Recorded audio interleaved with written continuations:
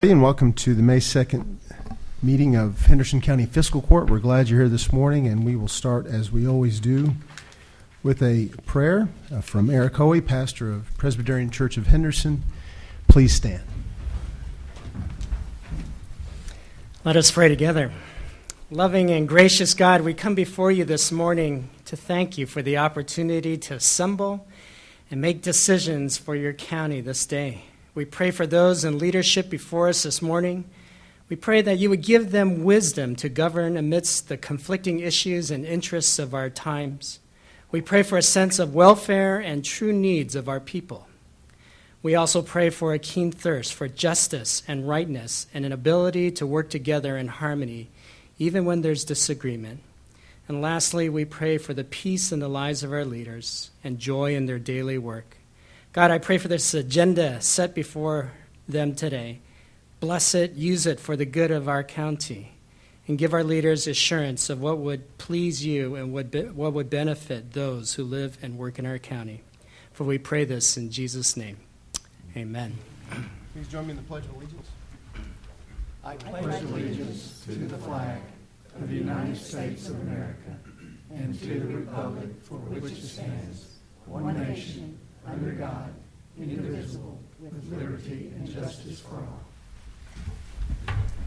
Thank you, Reverend Hoy, and I want to say, as a neighbor in the downtown area here, we appreciate everything Presbyterian Church does, and I hope you're enjoying your tenure here, and we look to see you again soon. Thank you. Madam Clerk, please call the roll. Magistrate Wilkerson. Here. Magistrate Todd. Here. Magistrate Alexander. Here. Magistrate Warren. Here. And Magistrate Putman. Here. Thank you. You have before you, gentlemen, the April 18th Fiscal Court minutes. After a period of review, I'll entertain a motion to accept those. So moved. Second. We have a motion and a second. Any other discussion, clarifications, corrections, additions? Please call for a vote. Magistrate Wilkerson. Aye. Magistrate Todd. Aye. Magistrate Alexander. Aye. Magistrate Warren. Aye. Magistrate Putman. Aye.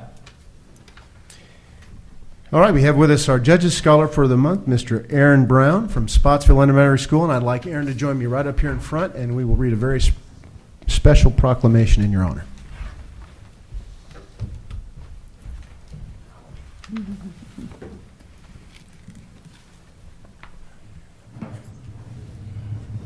Good morning, Aaron.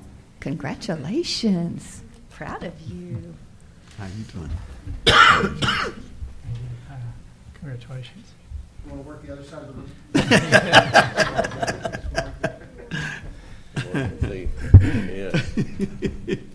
Judge, he's from Spotsville. Sandy Watkins used to do that too. He may be our next county judge. Ooh. Okay, I'm going to read this proclamation for you, Aaron. Whereas Aaron Brown has been chosen by Spotsville Elementary School to be the recipient of the Judges Scholar Award because he made a choice to accept changes that would benefit his education and well-being. And whereas change is not always easy, however, Aaron's ability to embrace change has led to the growth that will only further his successes in life.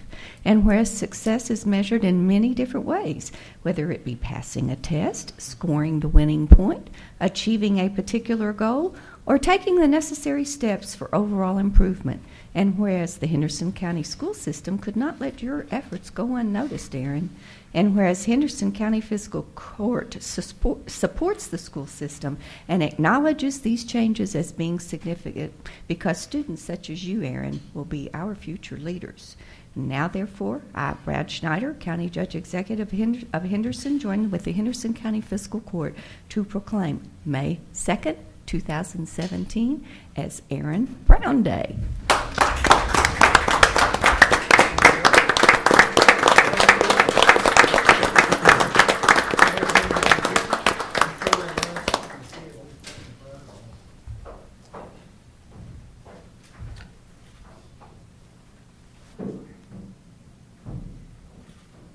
Have the family and the teachers and administrators come up.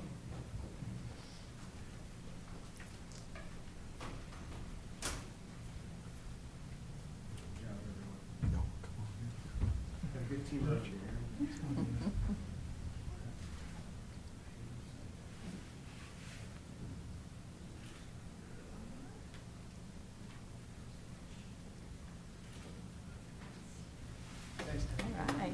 You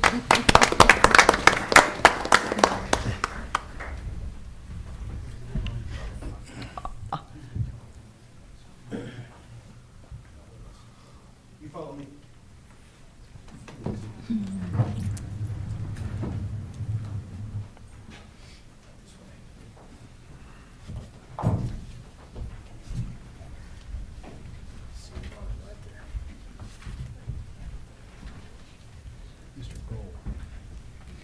Congratulations, Aaron. Always exciting to have our judges scholars with us. And now Mr. Gold has a wingman for the rest of the meeting, which is always good. Next, we're going to read two proclamations, hoping to draw more awareness to mental health issues both in our country and in our county. And I'd like Michelle Hickman from River Valley Behavioral Health, as she is here, to accept these. You can step right up and let us read the proclamations first, and if you have something you'd like to tell us, we'd love to hear from you. So, Madam Clerk, if you don't mind reading both proclamations. Okay. Whereas mental health is essential to everyone's overall health and well-being, and whereas mental illnesses are real and prevalent in our nation, and half of us will have a mental health diagnosis at some point in our lives. Whereas all Americans experience times of difficulty and stress in their lives and should feel comfortable in seeking help and support to manage these times. Whereas engaging in prevention, early identification, and early intervention are as effective to reduce the burden of mental illnesses as they are to reduce the burden of other chronic conditions. And whereas there is a strong body of research that identifies behavioral health risks and supports specific tools that all Americans can use to protect their health and well-being. And whereas with effective treatment before stage 4, all individuals with mental health illnesses, even serious mental health illnesses, can make progress toward recovery and lead full, productive lives. And whereas jails and prisons have often become the default places of custodial care for even non-violent people with serious mental illnesses. And whereas each business, school, government agency, healthcare provider, organization, and citizen has responsibility to promote mental health and well-being for all. Now, therefore, I, Brad Schneider, Henderson County Judge Executive, join with the Henderson County Fiscal Court to declare May 2017 as Mental Health Month. And we'd like to read another proclamation focusing specifically on mental health awareness for children. Whereas addressing the complex mental health needs of children, youth, and families today is fundamental to the future of Henderson, Kentucky. And whereas mental health is necessary to overall health and well-being, and challenges to sound mental health can affect anyone, regardless of race, gender, class, or religion. And whereas the need for comprehensive, coordinated mental health services for children, youth, and families places upon our community a critical responsibility. And whereas it is appropriate that a day should be set apart each year for the direction of our thoughts toward our children's mental health and well-being. And whereas Kentucky Partnership for Families and Children, Inc., through its unique approach to serving children and adolescents, is effectively caring for the mental health needs of children, youth, and families in our community. And now, therefore, I, Brad Schneider, Henderson County Judge Executive, join with the Henderson County Fiscal Court to declare May 4th as Kentucky Children's Mental Health Awareness Day.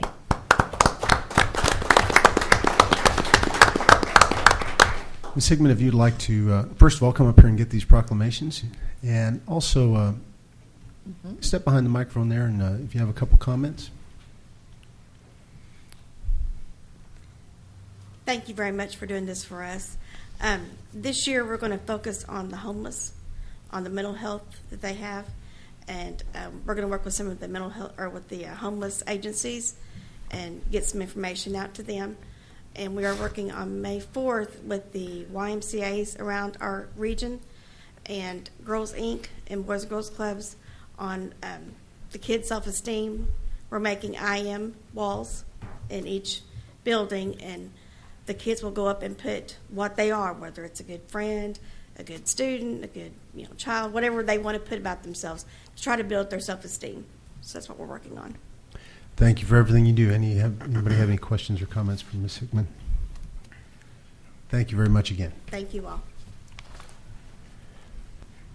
Next on the agenda is a appointment to, and a slight correction here, the County Board of Zoning Adjustment. County Board of Zoning Adjustment.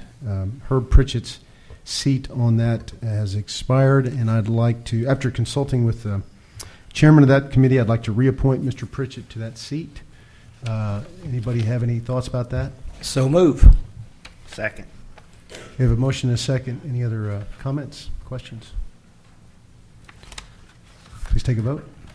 Magistrate Wilkerson. Aye. Magistrate Todd. Aye. Magistrate Alexander. Aye. Magistrate Warren. Aye. And Magistrate Putnam. Aye. The volunteer opt-out period is in full swing. We have until June 9th for property owners in the county to choose to opt out of our new volunteer fire department funding ordinance.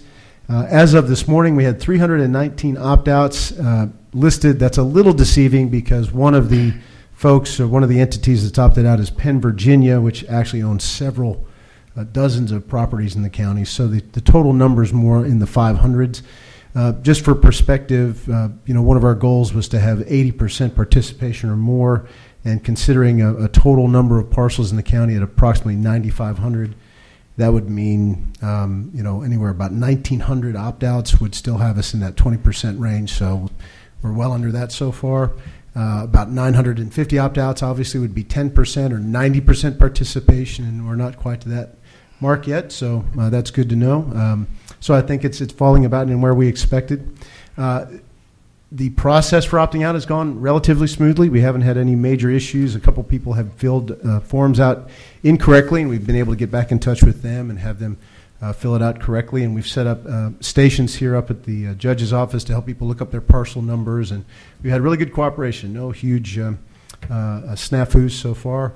Several people, anecdotally, just from working with some of these folks, several people have come in to opt out, not because they don't want to support volunteer fire departments, just because they don't want to necessarily pay for 12 or 13 parcels. They still want to support their volunteer fire departments. Are going to opt out and write direct checks anyway, which we always said was perfectly fine. The goal here is percentage of participation. So far, the opt-out procedure is going well, I would suspect. And I wanted to let you know we've set the first meeting of the Volunteer Fire Department Subcommittee of Fiscal Court, which includes our rural magistrates, Magistrate Todd, Magistrate Warren, and Magistrate Alexander, as well as myself. That will be 8 a.m. June 17th. That's a Saturday. 8 a.m. June 17th at the Road Department Training Building. And we've gotten word to Glenn Powell is head of the Chiefs Association, and he has spread that word and invited all the chiefs to attend. And we look forward to kind of getting that process started and communicating with them. Any other questions about the Volunteer Fire Department funding ordinance or anything so far? I had one. The number, I've had some people ask me, and I wasn't for sure. I was going to find out. Is it the number of the opt-out? Is that the map number? Is that what number is it that you have to put on the form? On the blue property tax postcard that they get every year, it is listed as map number. That is the same as parcel number. On the website of the PVA, it's parcel number, listed as parcel number. Okay.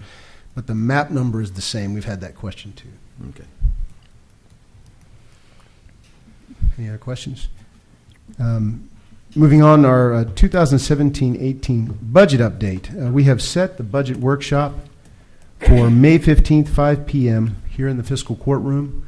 The Finance Committee, made up of myself, Magistrate Warren, and Magistrate Putnam, have reviewed our draft 2017-18 budget on two separate occasions.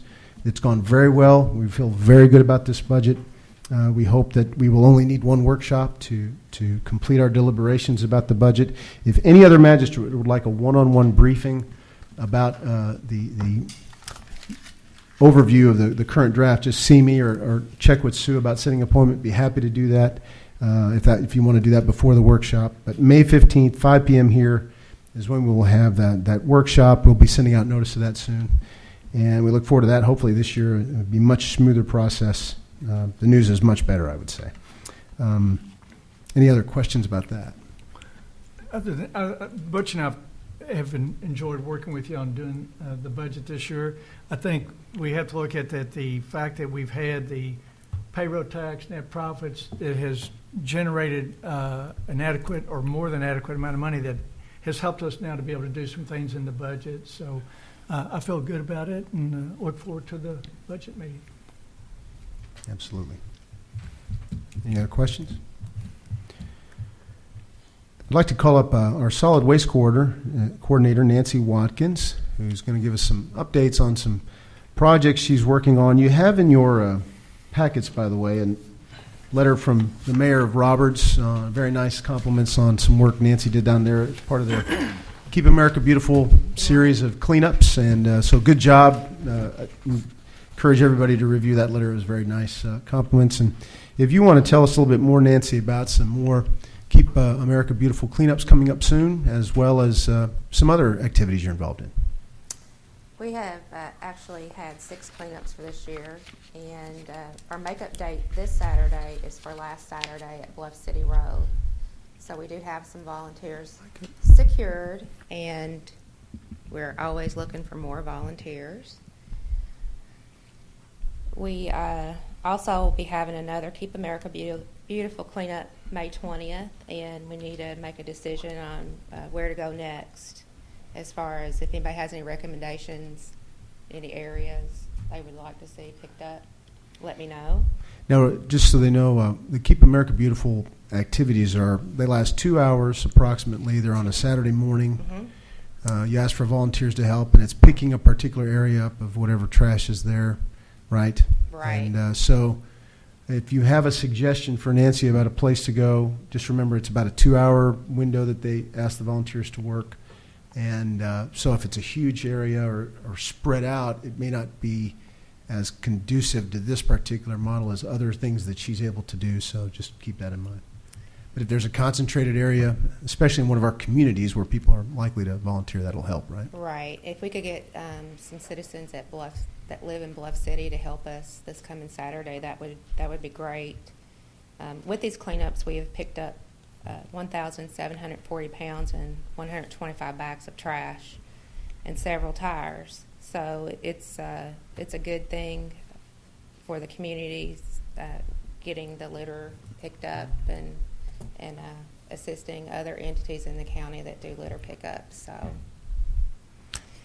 and we do have our next river sweep scheduled for June 17th, 2017, and all that information will be going out soon also.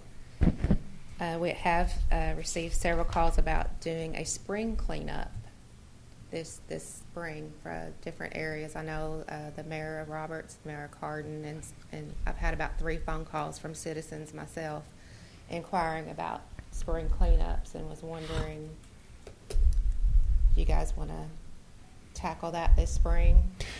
Now, just to clarify, the spring cleanups are where you encourage people to bring you debris, right? Or Yes. left, No household trash. no household trash, but you can bring household items that they no longer want, like furniture and Bulky things like items, that. Yeah. yes. So the question is, magistrates, do you have any thoughts? If you have thoughts about particular communities in your district that you'd like to coordinate a spring cleanup for, please communicate with Nancy about that, and she will get it scheduled and promoted. And then what do you need the magistrates to take care of as far as anything involving volunteers or anything like that? I can get the volunteers if they could actually, if they're going to provide lunch, get that took care of in whatever district they're in. And what's typically been the best way to do that? Contact local churches to help, or what? That, or if they wanted to take it on themselves, it would be, they could do that too. There's always Mm-hmm. All right, what do you make? Sounds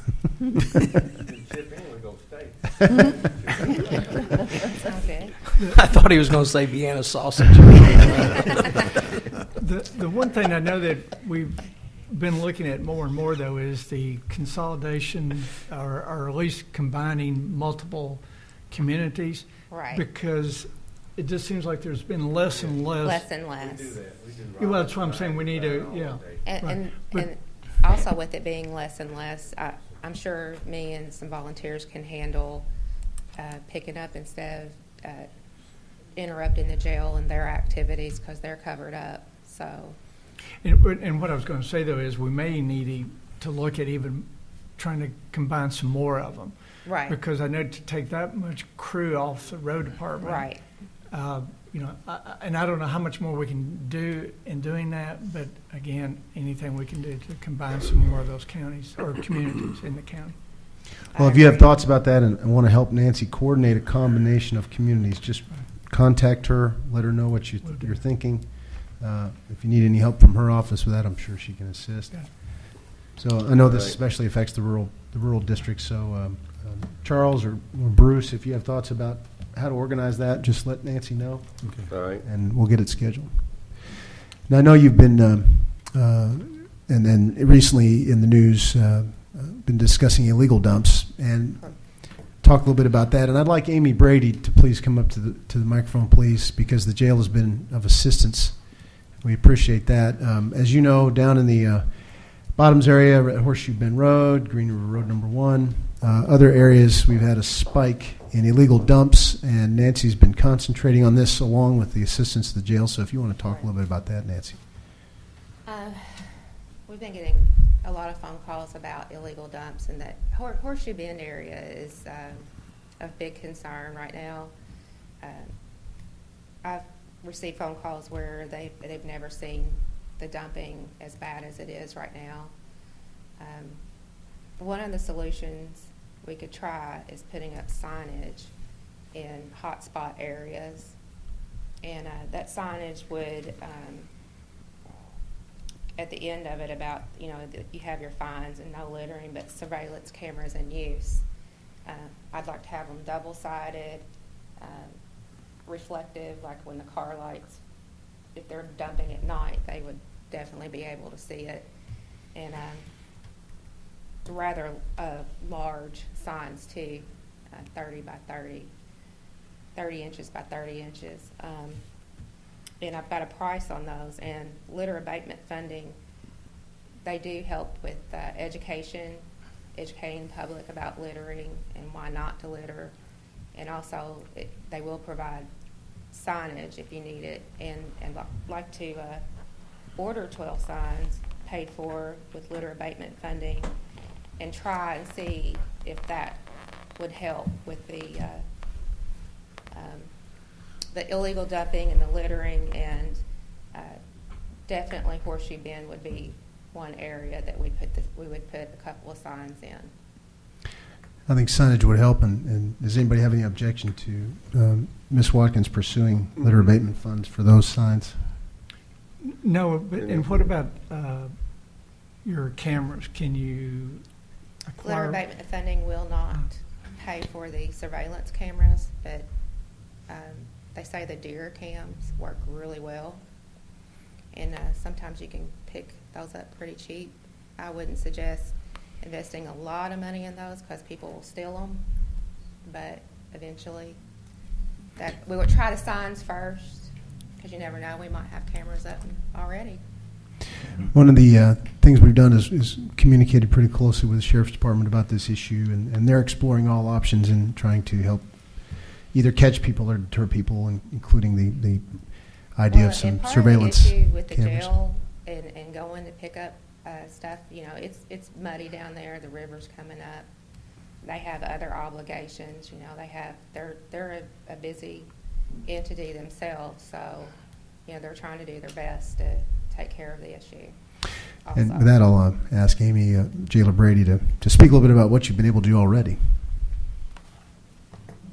As of yesterday afternoon, they had cleaned up 2 of the 3 piles that were down in Horseshoe Bend. The third, I just got a message from Captain Duncan they still can't get to because of the water.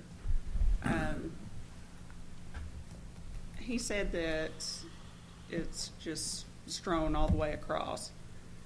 And I know that we have trail cams at the jail we use in different areas outside if we have some issues going on. I'm pretty sure the sheriff's office, they have trail cams that they'll put up in different areas. They do work. I wouldn't advise sending the pictures straight to your cell phone all night long, though. That doesn't work. But they do help. They really do help. And as far as mowing obligations, this weather, if it keeps raining, you know, we'll be able to pick up more litter along the roadways. And the inmates, the staff that are involved in community service, that's part of their job, and they like it. They like what it does for the community, and they feel pride. They take pride in what they do.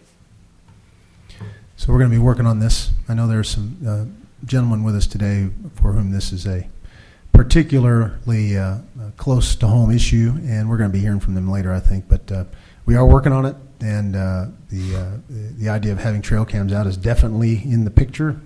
Pardon the pun, but I appreciate everything the jail's doing to help with that. And along with that, I wanted to ask Amy. We've tweaked just a little bit the way we handle our litter abatement funding. If you want to speak to that just a little bit. We have, The grant funding. the grant funding, the litter abatement grant funding, and it's just going to be tracked a little differently. That way, if we were ever to be audited, we have a sheet that they have recommended that we use that'll list every road along with your bags and your mileage. You can list the district, because if we don't have the roads listed, that could potentially be a problem with the state if they were to come back and audit us. And it'll be a requirement of regardless of what entity picks up, whether it's me and a volunteer group, Trash for Cash, or the jail. So it's across the board something all of us are going to have to comply with. It amounts to about $36,000 to $37,000 a year in funding Almost for the county. $36,000, and if I need a little bit of that money for signage or go pick up an area that the jail cannot get to, that's all I'm asking for. The majority will still go to the jail because they do the majority of the work, and they do a good job too. Yeah, we had good meetings on Friday with both Lisa Evans from the state and Amy Brady and Joe Duncan and Ms. Pugh to kind of square out how we have to do this going forward. And I think we're all on the same page, and that jail is still our number one option. Yes. But they also have a lot of responsibilities too. So I know I got a question from a magistrate about whether we were pulling litter abatement funding from the jail and giving it to somebody else. Not the case. And we enjoy all the and appreciate all the options the jail give us in that activity. So thank you very much. Appreciate it. Any other further comments on litter? Good deal. I'm gonna thank you very much, Nancy. Any other questions for Nancy while she's up here?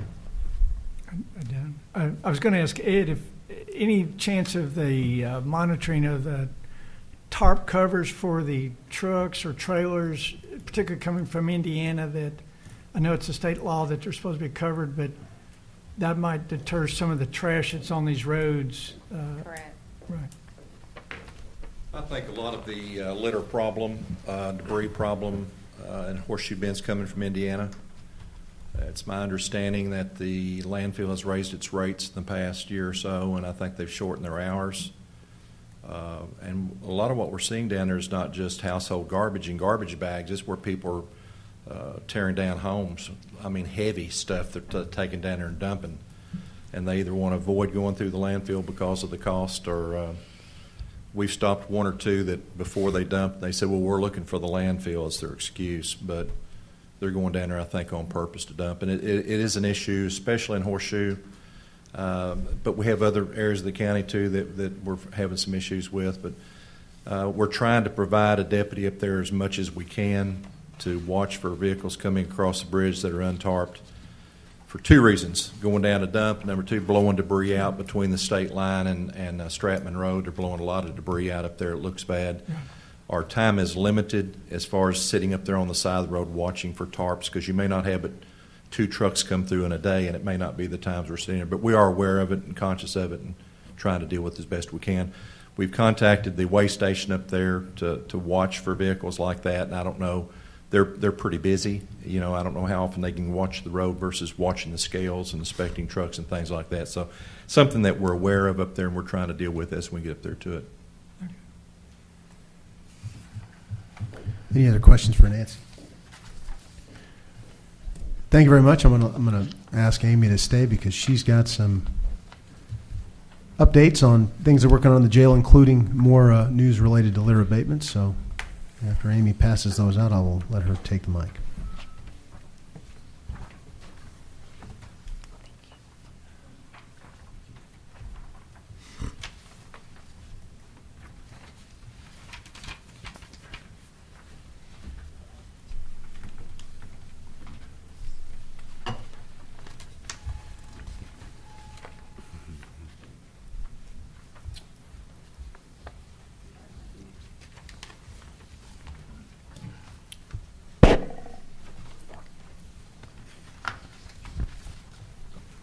This is Nick Stallings with the Kentucky Transportation Cabinet. And we had been talking about an agreement with the jail and the State Highway Department, Kentucky Transportation Cabinet, where the state will fund an officer's salary benefit. Either a vehicle will be provided, or we can purchase a vehicle and be reimbursed for mileage on that. They will pay $5 a day per inmate for lunch. They'll furnish the officers' uniforms, and they would designate areas on the state highways that the inmates would clean up each day. And that would cover Highway 60. I was going to ask. They'll provide flaggers for areas that are deemed unsafe by corrections. Good, great. So that would be 41 the Strip. That would also cover 60. Good, I'd good. like for you all to consider this, and as a means not only to clean up Henderson County, but also as a means for revenue for the jail. I think it's a great partnership, and it actually is going to really allow us to focus on some areas that have been a problem in the past because they have trouble picking them up because of the traffic. And I know the state is focusing on this, which is one reason I think, Nick, why they're willing to contribute some money towards it, because especially the entrance communities along the borders where people come into Kentucky at the beginning of their travel, having an orderly, tidy appearance is important to the state. Is that right? Yeah, right. For like the last year and a half, I've had an inmate crew in one of my other counties, Webster County, and they, we worked hand in hand with them, doing the same agreement that we're working with in Henderson County. We provide flaggers daily if they're on any kind of high volume road. If it's a kind of a back road where their guard truck can have its warning lights on, and they can walk through and do litter pickup, or potholing, or shouldering, or weeding. On a low volume road, we won't provide flaggers, but mainly most of the days we'll have a flaggers we'll provide for ours in Webster County, and we'll do the same thing in Henderson. So along with 60, along with 1078, 351, US 41, US 41A, we'll do traffic control, either a full lane closure like we do on the Strip, which we're going to try to get that on a monthly basis or bi-monthly basis to keep that picked up. We'll do traffic control. We'll do our own lane closures. If it's not that fairly busy road, we'll just do flaggers. We'll do one lane each direction. Put our signs up, and we'll take care of all that since our guys got the training for it. So if they need backhoes or skid steers or things to pick up bigger equipment like couches and things we find a lot, then we'll obviously provide that for them too. We'll provide the equipment for them, the weed eaters, the blowers, the rakes, the shovels, the material, whether it be potholing or shouldering or that kind of thing. We'll provide all that like we do down in Webster County. So it's a good partnership. It gets everybody publicity, plus it gets a lot of things done for the county that our guys are, we're dwindling numbers like everybody else is, and our guys are running out of, got their own list of things to do, especially when mowing season starts up next week. Then, we got 6 or 7 guys that typically are mowing the whole entire summer, so our crews get cut down too. This would also, the area on Sand Lane from Sherway to the park that we used to cover, I think that's your district, is that correct? And it would allow us a day each week to take over mowing those areas again. They're on 41, or now it's 184, but it's out in 812 to almost to Mojo Sports. That area is also a common occurrence. We mow it, but people are using mowing every week or every other week, and on a three-time mowing cycle, it's a difference. A lot of people will see that, call us, and then it's something we just can't get to every single week. But now we have that partnership, we'll be able to. That's great. Excellent. I think it's a great idea, great partnership. And Amy does need approval from us to enter into this memorandum of agreement. Judge, I've got a quick question before we move forward on this contract. This is the first that I've seen of this memorandum of understanding, but it says the county will be solely responsible and hold KYTC harmless from lawsuits, claims, basically, and indemnification.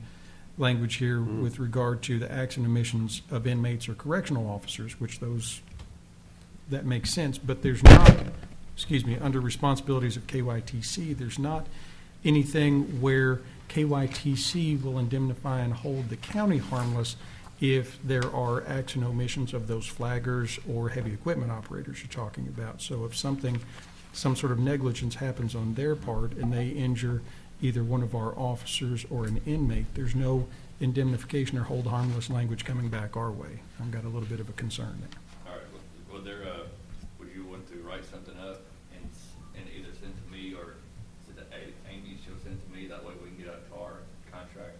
Be glad to. We said that Darrell Marks, he's the guy in Frankfurt, we had a meeting with him last week, and he kind of holds these, we've got a lot of counties throughout the state that adopt this and use this agreement, so he will be more familiar and comfortable with doing that. So Makes sense. Just if we're indemnifying and holding somebody harmless, it ought to be a two-way street. So. Point well taken. Can we, I'm sorry, Amy. I'm asking also, this will require, while we have this contract, an additional officer for community service. But they're covering all of the costs for it as far as benefits, and Brenda has the paperwork that she's supposed to fill out to get back to them, and you all have a copy of it with your paperwork. So I guess at this point, we'd maybe entertain a motion agreeing to the memorandum pending a agreement between County Attorney Gold and KYTC on acceptable language to add to the contract and an additional person for the jail, knowing that it'll be covered by the cost, something along those lines. I'll make that motion with a change. Second. We have a motion and a second. Any other comments, Mr. Gold, or? I'd just like to say I'm really glad to see this, because I know you could tell from some of my frustration that I knew something had to be available, and so I really appreciate you taking the initiative to go out and find what could be done and getting something done, particularly on US 60, because I had received, as I told you, several phone calls about that. But I understood that you were limited as to what you could do. So hats off to you that you took the initiative to solve the problem, and I'm sure with you and Nancy, y'all can work it all out and have it done, but it'll look much better, because US 60 is such a, with the Owensboro traffic coming this way, a lot of visitors come through that way, and then particularly going on over to Evansville, cut through there. So thank you. You're welcome. And to help the logistics of this, kind of came up our meeting, if you all see something that comes out day to day that you all see a problem with, either contact Amy or myself. That way we can work out with our crews, rather than going by and we see the guys out working that day and stop and talk to them. We may have something scheduled for the next 2 or 3 days, for working with the logistics of it being easier, quicker, faster, or less miles driven, or we may have something set up for them every Thursday, or that way, instead of them getting a bunch of different conflicting requests, it goes through Andy or myself, and that way we'll be able to get them worked out and get them scheduled. And state roads only. Oh, absolutely, yeah. Just so you know, but so everybody understand. Give if you have a suggestion, call Nick or Amy for a particular spot on a state road, in the county. Another area they'll maintain is the way station. Mm-hmm. Yes, So the way station. that will Right be now, taken care my of. Webster County crew is doing it bi-weekly, so this will be picked up by that crew. Understood. Right. So we have a motion and a second. Any other questions? Madam Clerk, take a vote. Magistrate Wilkerson. Aye. Magistrate Todd. Aye. Magistrate Alexander. Aye. Magistrate Warren. Aye. And Magistrate Putman. Aye. Thank you very much, both of you. Thank Appreciate it. We have with us Henderson City Attorney Don Kelsey, who is going to talk to us about a request on the Canoe Creek Nature Conservancy property. Good morning. The Morning. mayor sends his regards and would have been here, but he has to be in Frankfurt today with Kendall. So this is an issue that I brought up to City County Co-op last Tuesday and was instructed to bring it on to you all. As you all know, the city in 2014 purchased property at the end of Borax Drive, in which it hopes to build an industrial complex. we're full at the Hope Farm, and so we were looking for other areas where we could use for industrial development. What you all may not know is next to the Borax Drive property, coming towards town along the river, Henderson Water Utility owns that property.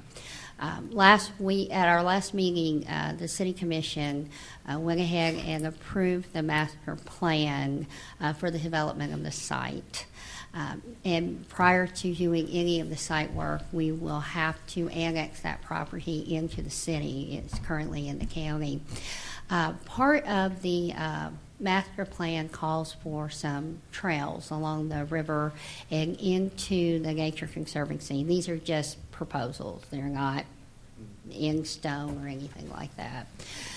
In 2015, the city and the county entered into an agreement with the Nature Conservancy where we purchased that property, the Nature Conservancy property, and we are very restricted on what can be put on that property. Really, recreational trails would be the only thing.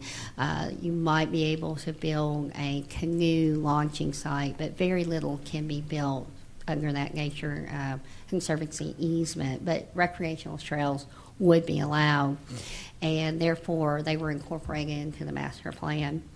In order for us to go forward with an annexation, it requires us to have a survey and a description of the annexation portion prepared and certified by a certified surveyor.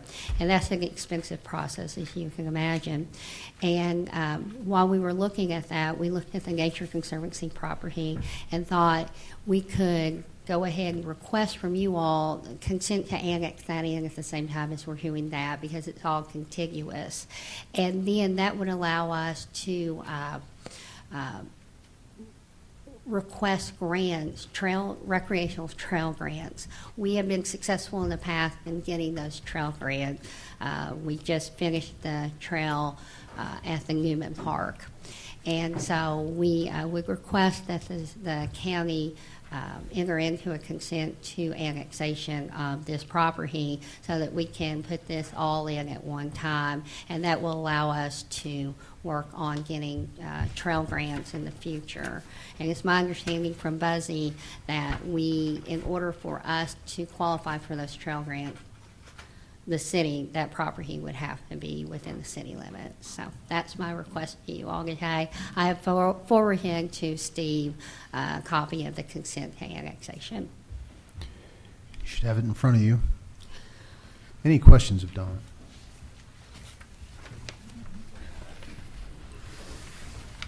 Mr. Gold, any comment about this arrangement? As Dawn said, the Nature Conservancy property is pretty heavily encumbered by that easement to protect the Tennessee leaf cup that is native to the area. The infamous Tennessee leaf cup. The infamous Tennessee leaf cup, which when I did my Good Friday hike down in Dawson Springs, I think I saw fields and fields of it. I'm not exactly sure how it's an endangered species, but she's absolutely correct in that that easement keeps it from being developed. There are certain developments that can be there. There can be the nature trails, potential canoe kayak outfitters type shacks or something, and potentially a bridge over the creek. Yeah. In one limited area, we got them to agree for right away on that one area. Which, were that to ever open up, there would be some benefit to the businesses back there, and would make that even more attractive to industrial development on the borax side of it as well. Sure, On both sides. That would. I think that people in the county who are on Ohio Drive have expressed a anxiety because Ohio Drive can be shut down by a train, and if we could ever. And I would think that would be on in the future, but if you could ever build a bridge there, that would allow alternative access in case for fire or whatever. I think that's the ultimate goal. Canoe Creek is very wide at that point. It would be a heck of a bridge. But as far as the annexation, it does make sense to go ahead and do it while the city is annexing into the parts that the city and HWU own into the city. because it does allow them to a little more latitude to spend money developing the property as well. And since it is jointly owned, it would be nice to be able to jointly develop it. And the way that the annexation process would happen, if you all signed off on the consent, then we would have the property survey and the description prepared. Then the city commission, the board of commissioners, would make a motion to send that to Brian Bishop's for a recommended zoning classification, and then that would come back to us, whatever the planning commission's recommended zoning classification would be, and we would go forward with an ordinance incorporating that area into the city limits. Once that ordinance is published, it will go to the state, and the maps will be redrawn at the state. Any other thoughts or questions? I think it sounds like a good move if the city's going to go to the trouble of having it surveyed and perhaps doing this extra work to help with trail grants and things. That makes sense to me. So I'd entertain a motion to agree to this consent annexation. So moved. I have a motion and a second. Any other thoughts or questions? Madam Clerk, please take a vote. Magistrate Wilkerson. Aye. Magistrate Todd. Aye. Magistrate Alexander. Aye. Magistrate Warren. Aye. And Magistrate Putnam. Aye. Thank you for your also cooperation. Thank you very much. Good luck with that property, too. All right, next on the agenda, we have Aaron Pipkin with us, who is a representative of the Indiana and Kentucky Partnership on the I-69 River Crossing. Aaron has worked for many years for both INDOT and other agencies, and she's going to give us an update on where the project stands. And for those of you who were not able to attend either of the open houses, either in Henderson or Evansville, which went very, very well, I thought we'd bring Aaron in today to give us the latest. So, Aaron Pipkin. There we go. Okay, thanks for having me. As Red said, we had rounds of public meetings. Hopefully, if you didn't attend, you at least read about it in the newspaper or heard about it from your neighbors. So where we are right now is at the very beginning of this study, and it's a bi-state effort between Indiana and Kentucky, with INDOT taking the lead. And what is required is a federal study. So at the end of this, we'll have an environmental impact statement, and that takes approximately 2 to 3 years. So I'll go into a little bit more details here for a second. Lots of things will be considered as they're starting to narrow down the routes that will be considered in the eventual location of the bridge. So we're looking at a variety of things to identify the route, basically say where the bridge will be, and that would include what happens to the existing US 41 bridges, and then how both of the states would pay for that. And then the end product for our project is a record of decision from the Federal Highway, which is expected in 2019. Okay, so I think most people are well aware that both states have completed a large amount of I-69 through their states. Indiana is a little bit behind. Section 5 from Martinsville to Bloomington is still under construction, and Section 6 actually just published its draft environmental impact statement a few weeks ago. But as you'll see there, Kentucky's done a lot of work to upgrade their parkways, and that red puzzle piece is really a missing piece that you see there, the final connection. And it's needed not only to connect the two states, but there's a national I-69 corridor, and this is definitely a gap in that through movement there. So altogether, about 260 miles have been put together from both states leading up to this point, and those include from Mayfield, Kentucky, up to Martinsville. And just as a note, they awarded contracts on the section from Mayfield down to Fulton just in this last week, so work moves forward down there too. Yeah, everybody's moving forward as quickly as we can. So really we're looking at this as a second chance. Judge Snyder mentioned that I actually worked at INDOT in 2004 when the draft environmental impact statement was published, and it was one of the first ones put for Indiana. So in 2004 we came out with a draft environmental impact statement, and it was so expensive and we had no way to fund it that they just kind of tabled it for a while. Started identifying other places in Indiana where we could start building, and in our case we went from I-164 north, and a lot of that was new terrain. So last summer the two governors got together, dedicated funding for this study.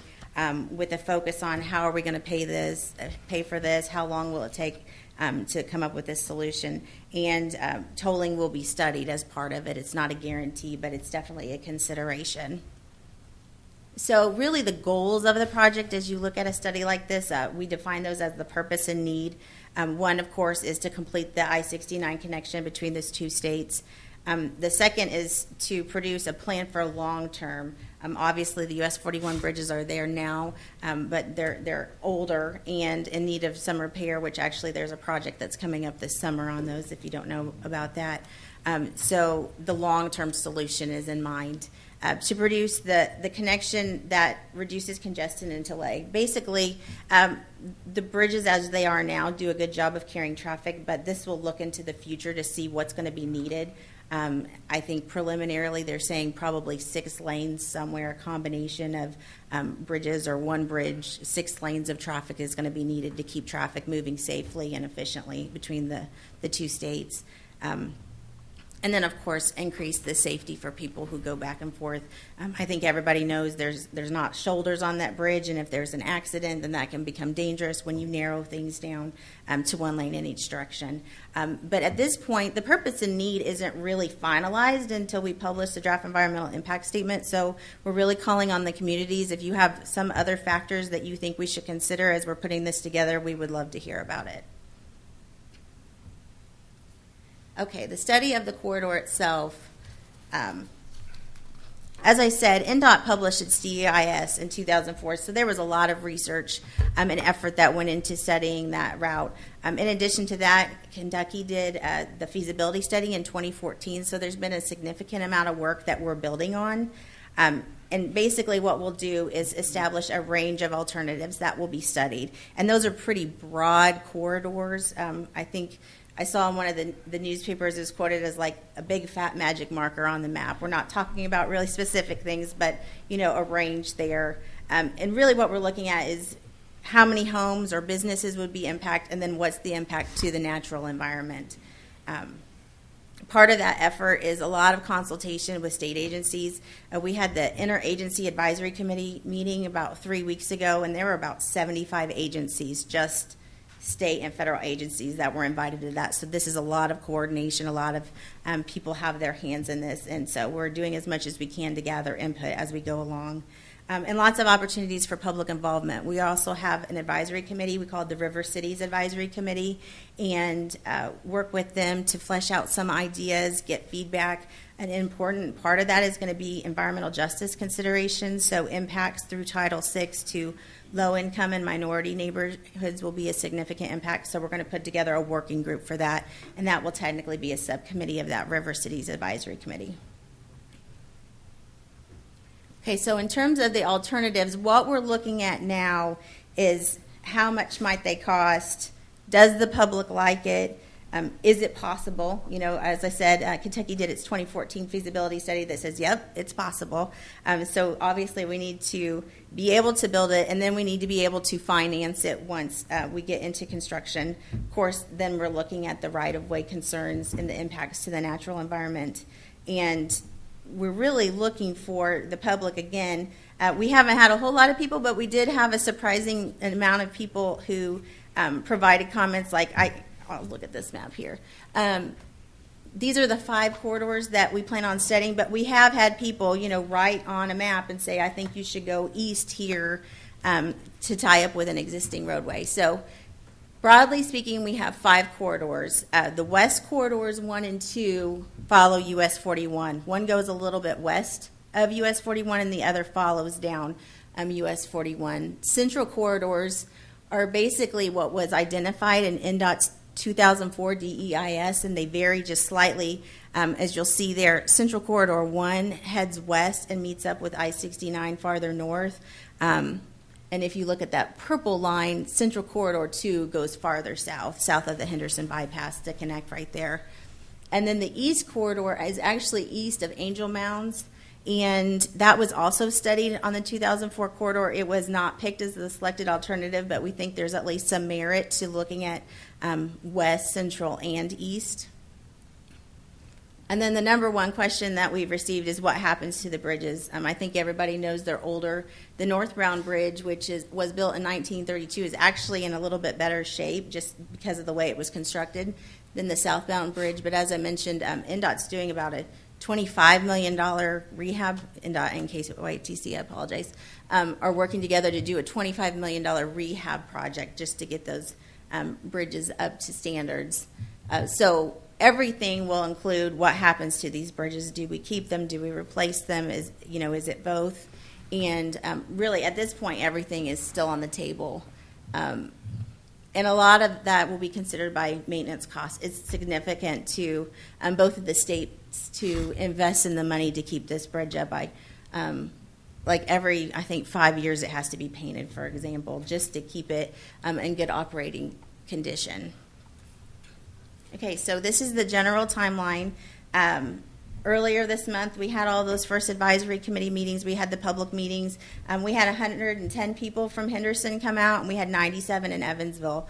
So we were very pleased with that kind of turnout because we weren't really announcing anything as much as introducing ourselves to the community and starting to open those lines of communication. So from those 5 corridors that we discussed, this spring and summer, we're going to be looking for what we consider fatal flaws to any of these corridors. Are any of these corridors so expensive or so heavily impactful to the environment that we need to take those out off the table? And we'll come back probably in July or August and have another round of public meetings to inform the public of that and get their feedback. And from then, we're really going to study the remaining alternatives and come up with one preferred, and that is less of the big fat magic marker as a specific. This is exactly where we think the route will go, and this is where we think interchanges will be, which is another hot topic from the public. And then once that is finalized, you have a public hearing, so we'll do again in both states, and you present it formally and allow the public to formally comment on it. And the project team has to address every single one of those comments in its report. So definitely a good chance for the public involvement there. And fall of 2019, we hope to have that final environmental impact statement, FEIS. And from then, the Federal Highway will take that and issue a record of decision, which is, okay, go. And that's honestly where we got tripped up in 2004. We got to the DEIS, but we stopped before we got to the FEIS. So we have 2 project offices. We have one in Evansville and we have one in Henderson. I have some cards with me if anybody wants to grab them with this information. Evansville is open on Monday, Tuesdays, and Thursdays, and Henderson is open on Wednesdays and Fridays. And we're open to moving those hours around. We're just waiting to see how much foot traffic we get there. They are staffed from 8 to 5 every day. We have a 1-800 number people can call. We have an email that people have been using. I've been pleased at how many people have been emailing and asking us questions or providing their feedback. We have a website, I-69 Ohio River Crossing, no hyphen. And then Facebook and Twitter. So we're really doing as much as we can, we feel, to get the public involved and solicit that feedback. So. Can you take it back a slide to that contact information? I want to encourage everybody that website, I-69OhioRiverCrossing.com, has a survey that you can take to provide input. It's really exciting to be at this point in this process. For many of us who've worked on this for years and years, it's great to have people like you here worrying about the I-69 bridge every day. It's a great development. And just for your information and as a reminder to Fiscal Court, Henderson County Fiscal Court was one of the founding members of BridgeLink, which is an advocacy group made up of leaders of on both sides of the river in Henderson and Evansville. Really pushed hard for moving forward on the I-69 bridge project, was very effective, I think, and eventually brought together Mike Pence and Matt Bevan to sign the memorandum of agreement and begin the EIS process again. BridgeLink has endorsed a particular route. It's Central Corridor 1, based on a lot of the factors that you mentioned about how the decision will be made. It looked at examinations of those corridors, which were done a couple years ago by QK4 as a draft kind of back-of-the-napkin study for KYTC. And Central Corridor 1 happens to tick the box on affordability, least amount of ground disturbed and businesses disturbed. utilizing existing roadway, multiple things. So there is a preference that has been expressed by representatives of the county. However, I think the priority on everyone's mind is we simply get this done in some fashion. Sure. And the other thing that was important to BridgeLink at the time was leaving the Twin Bridges as a free untolled route between the communities for local folks, and forcing commercial truck traffic, heavy truck traffic, to move to the new bridge to extend the life of the Twin Bridges, make them a little bit more viable for a longer term, and also help revenues, tolling revenues on the new bridge. And the other thing that would do is provide the redundancy that we thought the communities really needed. We need more than one route across the river, and I'm just saying this because, and this is an opinion that's been expressed before, just something that came from the BridgeLink board, but the communities both need more than one route across the river. For earthquakes, for name your natural disaster, to bridge strikes by barges, anytime a bridge right now is closed down, it's chaos, and imagine neither of the old bridges is earthquake ready. We're due for an earthquake. If there was ever a time when that link across the river was shut down completely, it would be disastrous for both Henderson and Evansville. And so one of our desires is to make sure that both KYTC, INDOT, and Federal Highways understands that the desire is to have multiple crossings here. So just throwing that out there, as y'all think, I encourage you to get on that website and offer your own opinions and learn more about the project. But I really appreciate Aaron being here today. Sure. Any other questions of Ms. Pipkin? I'll just add, this presentation was a shortened version of the open house presentation. The whole thing is loaded on the website.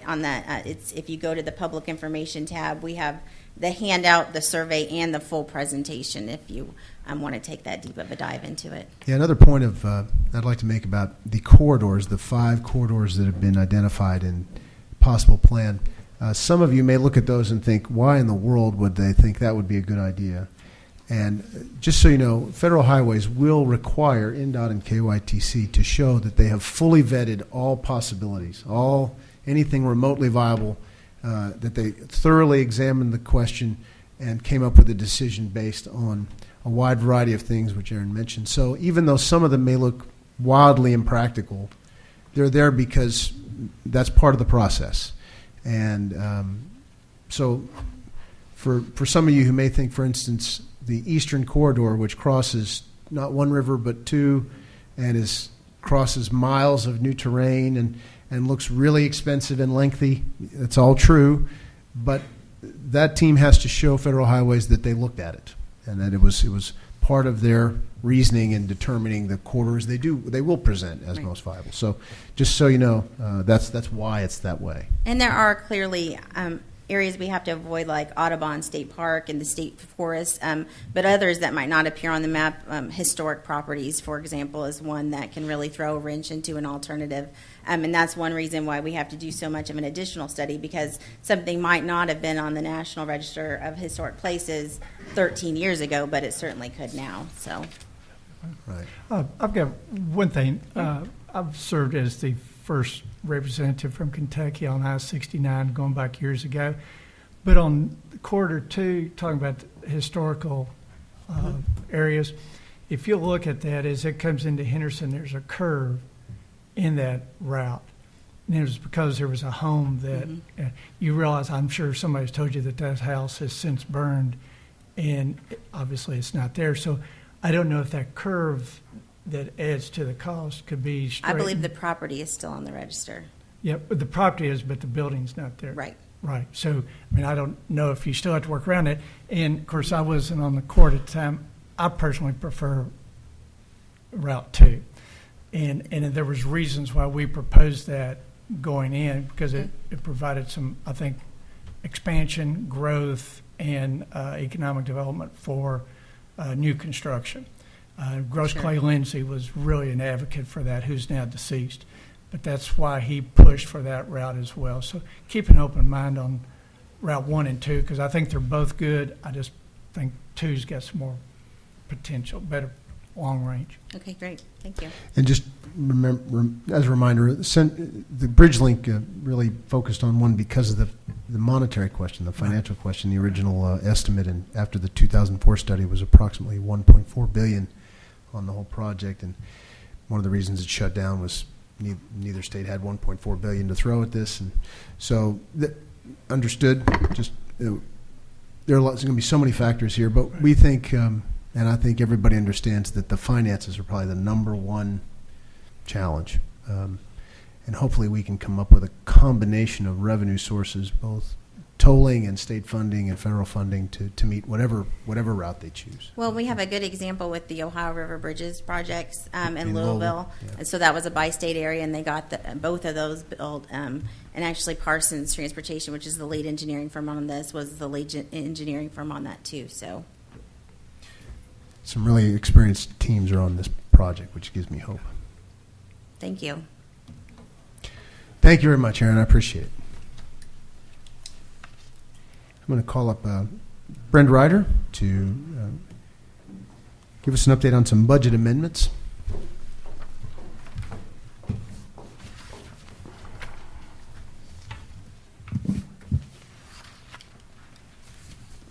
You had a packet at your seat that started out like this. The budget amendment is actually page 2 through 4, involves 3 parts, 3 different funds. The first part of this budget amendment is for the general fund. I am asking to amend unanticipated revenue received in the general fund coded as miscellaneous revenues of $16,323.59. The corresponding expenditures for these you'll see are the next 3 line items, which all involve the Sheriff's Department. Postage for taxes, $850. Jury expense, $900. Uniform allowance, $5,000. Sheriff vehicles, $9,573.59. Let me also say that this miscellaneous revenue was strictly involved with the Sheriff's Department. It represented miscellaneous tax school fees as well as automobile insurance deductibles for the Sheriff's Department. The total for the general budget amendment is $16,323.59. Second budget amendment involves the jail fund. The first part of this budget amendment is amending into to the current year's budget the bond proceeds for the Series 2017 bond sale, which was just taking place March the 7th, and that was for the jail kitchen project.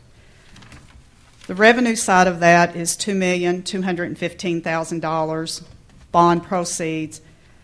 The expense side of that is the capital project account of the same amount, $2,215,000. That, again, is to amend in the actual bond proceeds.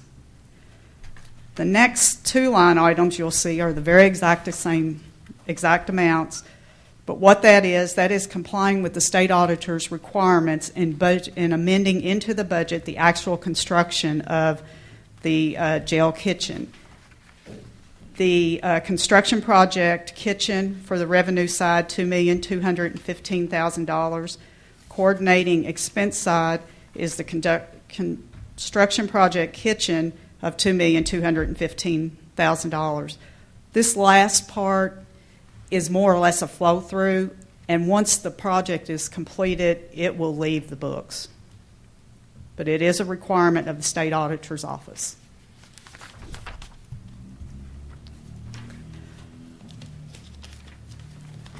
The last part of this budget amendment involves the LGEA fund.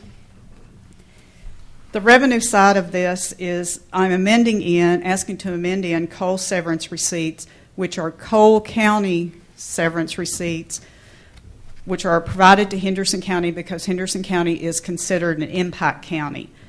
With that said, these receipts are received from the state and must be expended on transportation and roads.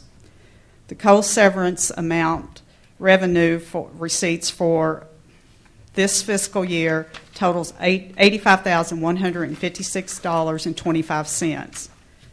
The expenditure side of this would be coded towards resurfacing county roads, $50,156.25, maintenance and repairs on equipment involving the road department, $35,000. Total of this budget amendment is $85,156.25. Any questions about these amendments? Judge, I move we approve the amendments as presented. So we have a motion and a second. Any other questions on these three amendments? Please call for a vote. Magistrate Wilkerson. Aye. Magistrate Todd. Aye. Magistrate Alexander. Aye. Magistrate Warren. Aye. And Magistrate Putnam. Aye. Thank you. And you also have some line item transfers. Yes, the first page of your packet is, I'm asking to transfer within the current year's budget, and this is approved funds, just moving between the line items. The transferring to the overtime for the Sheriff's Department, $2,500, transferring from the deputy salaries of the Sheriff's Department, $2,500. This is to more even out the budget as we go towards the end of the year. So focusing a little bit more on overtime. It's not an increase, so it's just. No, these are pre-approved budget line items, just moving in between that department. You want a motion on each one, or just or at one? We need a motion on this line On item this transfers. line So item moved. transfer. Second. And a second. Any other questions? Again, does not disturb the bottom line of the budget. So, Madam Clerk, take a vote, please. Magistrate Wilkerson. Aye. Magistrate Todd. Aye. Magistrate Alexander. Aye. Magistrate Warren. And Magistrate Putnam. Aye. I'm a needy person.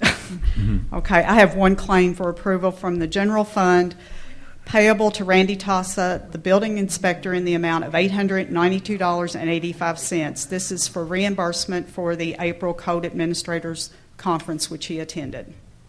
Get a motion on that. So moved. Second. Motion and a second. Any other questions about that? Take a vote, please. Magistrate Wilkerson. Aye. Magistrate Todd. Aye. Magistrate Alexander. Aye. Magistrate Warren. Aye. Magistrate Putnam. Aye. Next thing is a funds transfer. At the beginning of your budget year, you approved from the general fund to transfer a total of $2,508,044.70 from the general fund to be split between the road and LGEA. We have not had to access that until now to see us through June 30th. And what I'm asking the court to do is transfer $1.5 million from the general fund to the road fund. Also transfer $375,000 from the general fund to the LGEA fund. These are budgeted transfers. We reviewed this at the Finance Committee yesterday, and Magistrate Warren or Magistrate Putnam, if you want to comment on this at all. What this does, and I think Brenda was probably going to get to it, we're talking about the 2.1 million total, the 1.5 to the road. This will carry us, if I'm correct, into August, which would give them, if any at all left, there's some reserve maybe that could be in there. We haven't accessed that, as Brenda said, at all this year. So we've actually done pretty well to this point, but now it's time to kind of even out the books and anticipate the expenditures. I think there was 3 pay periods in June, and anyway, it's necessary. The 1.5 to the road, and the LGA fund was a 375, which does the same thing that gets them to, I think, to August. Right, Brenda? Yes, sir. The road department receives approximately 65% of their road aid in the last part of August. So this projection was based on through June 30th, as well as carrying primarily the road department through at least August until they received a portion of their road aid.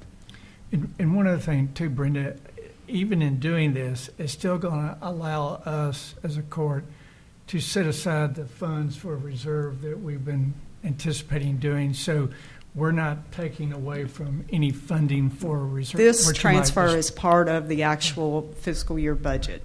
Yep. Everybody understand we set aside X amount of money every year for transfers into the road department, help them get through the year. And They've done a LGTI. great job of getting to this point in the fiscal year without needing any of having that to money. access it. So, any other questions about that? Again, these are budgeted funds. I'll entertain a motion to approve this transfer. So move. Second. We have a motion and a second. Any other questions? Good. I understand. Take a vote, please. Magistrate Wilkerson. Magistrate Todd. Magistrate Alexander. Aye. Magistrate Warren. Aye. And Magistrate Putnam. Aye. Thank you. I'll ask you to stay up here, and I'll ask Brent if you don't mind coming forward. We, as I mentioned recently in a quick email out, we have two technology questions that have really come to a head in the last month. One involving the software that we use to run our finance department, all the functions of our finance department, and that's an issue that I think the fiscal court has been discussing amongst itself for a couple of years now. We basically run what's becoming close to a $27 million organization with more than 215 employees on 14-year-old software that is not very compatible and is becoming a very large concern for us. Just in the last couple of weeks, we've had breakdowns, malfunctions that cost us to scramble to meet a payroll, and some other things that are very concerning. It's relatively unsupported now, or the support is hard to come by, and it's based on the work of a couple people who may be retiring soon and may not be available to help us at all with it. So I've asked Brenda in the past month to examine some alternatives to our software, and she's come up with a couple possibilities. If you want to briefly discuss Fiscal Soft and then Acela. Primarily, to give you a little bit of background, what the Treasurer's Office operates on right now is a software package with three separate modules. One for accounts payable, one for payroll, and then one for financial reporting, which would be the treasurer's reports to the court. The accounts payable and the payroll software is very outdated, and what the company has done is they no longer add enhancements to that product. They have another product available. With that said, these products still would need to be exported into the Treasurer software for your financial reporting. In looking at Fiscal Soft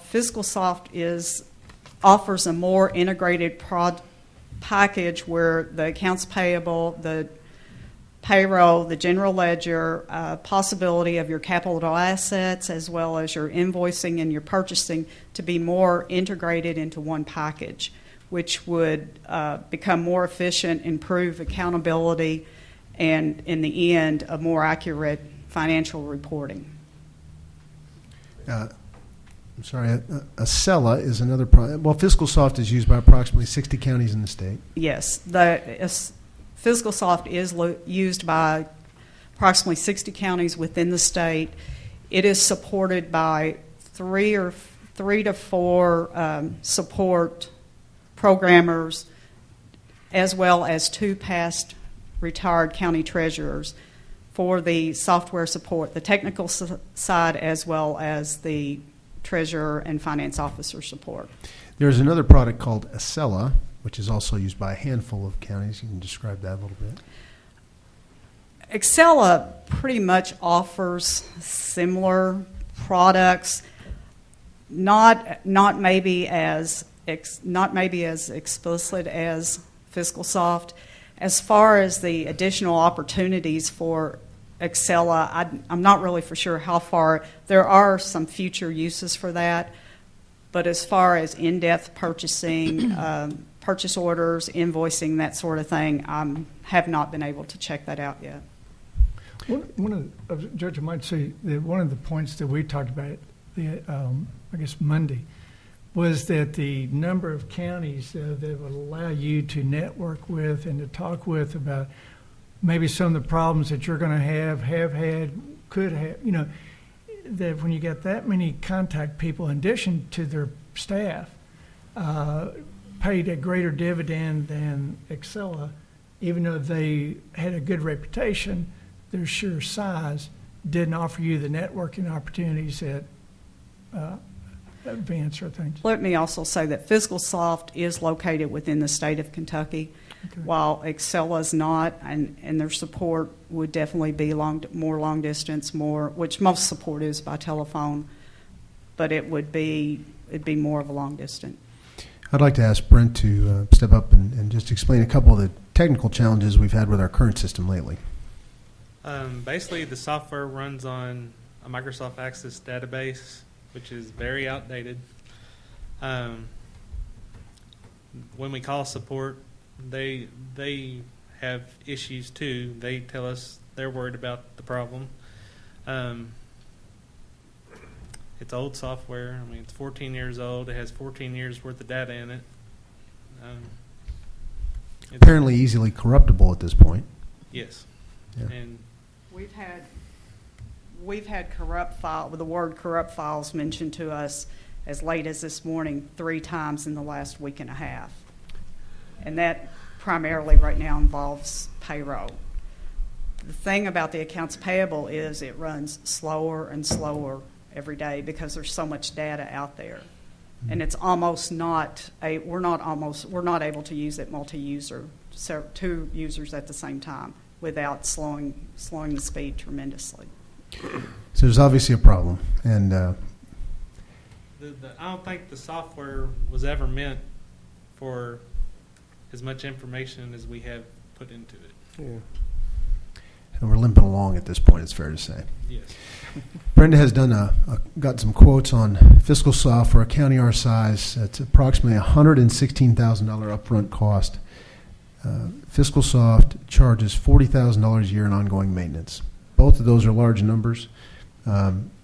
We hope that they may be able to negotiate a little bit with us on those. We've also gotten a quote from Acela, which is less. I think $112,000 upfront was the quote, and $21,000 a year. It is a program that's used much less frequently around the state than Fiscal Soft. We're going to talk about another item here in a second, but I want us to seriously think about improving our software at this point. The good news is we have approximately $140,000 in unbudgeted revenue on the net profits tax. We did not put any line item in this year for revenue for that tax because we did not know how it would go. And the final deadline for that is not till next fiscal year, July 15th. So we left it out altogether. We have had approximately $140,000 revenue in that to this point. So paying for this without blowing our budget out is very possible. I'm sorry, you have a comment? Let me add one other thing. Fiscal Soft, well, both do. I have not been able to. The contract with Acela was not as clear as with Fiscal Soft, but Fiscal Soft for sure, once you pay your upfront costs, then your support fee for that first year is included with that. So your maintenance fee would start a fiscal year after you installed your product. Acela is very similar to that, but the exact specifics I was not able to find in the contract yet. And as a reminder, this is the system we do all billing, all payroll, all receivables, all reporting to DLG. We do our occupational tax tracking with it. Kentucky retirement requires in-depth monthly reporting, if you will, and the capability for the county to report on a better, more accurate basis than we are, that is allowed. It allows for other things up front should you want to add other occupational tax, fixed assets. Right now, the fixed assets schedule is kind of departmentally maintained. It would allow for one uniform fixed asset account for the county. In addition to this, and related, is our website. And we are currently using a website that's based on a platform that was kind of homegrown. It's been of service up till now, but we have, and correct me if I'm wrong here, Brent, we are able to do no electronic forms on this website. You can download a form, but you cannot submit a form from our website. It is, again, antiquated. We are limited in our flexibility. We're limited in the ways we can make it, how it functions on smartphones and tablets, which can be very annoying and in some ways doesn't follow current Americans with Disability Act laws. And I would also encourage us to look closely at improving and updating our website. And I asked Brent to examine some vendors who specialize in government websites, and we hit upon a company called Revise that does they do several websites in Kentucky for counties. I think Brent's going to show us a couple here. Yeah, basically our website was started up in 2009. It has had very few design changes since then. For one reason, the guy who designed it he did it on the side at the time, but now he's at a different job and can no longer help us. So we've tried to make it work as best as we can since then. Over the last year, our website has actually started getting a lot of traffic. I put this counter on in July of last year, so we're getting average about 8,000 hits a month. Probably more recently with the VFD form. Our website is not responsive web design, which is cell phones. That's a big problem. Most people don't even have computers at home. They tend to use an iPad or an iPhone. But the new site would be responsive web design. Allows the screen to automatically resize. If you go to our current website now on a or cell phone, you can't even look at the links as I'm showing. None of our drop-down menus work. The drop-downs will not work on a mobile device, which makes most of the website obsolete. And most web searches now are done on devices other than desktop computers. Right. So we reached out to Revise, and I'm going to show you a few of their websites. They mainly deal with county and city governments. One that we looked at was Boone County. As Brad said, it would be ADA compliance, and by January 18, 2018, all federal websites have to be ADA compliant. May not comply to us, but it wouldn't be a bad thing to have. And that, you're wondering what that includes. Images must have alternate text for people that can't see the images. So as you would click on the image, you would see, with a certain browser, you would see a description of what the picture is. It would also have colors for elements that do not have enough contrast that may be hard for users to discern with a button and where it should go. So there's different things that ADA compliance would be included. As I said, they're mainly for county governments. They have options such as Emergency Notification Center. You can sign up. We have that now with Code Red, but it would be something that would be included in the website, and we might not have to spend the money on Code Red in the future. It's got a public service request app, web calendar, e-notify. People could sign up, and if we need to send out a mass email to people, we could do it through our website. Document Center. If you check into the Document Center, this is another example, I think, of functionality that we don't have that would help. Many of these documents you're seeing, license applications, other information, are there on the Document Center and can be filled out right on the website, whereas we often have to post PDFs that people would print out, fill out by hand, and mail it back to us. For instance, the Volunteer Fire Department forms. We could do this automatically on the website with better functionality.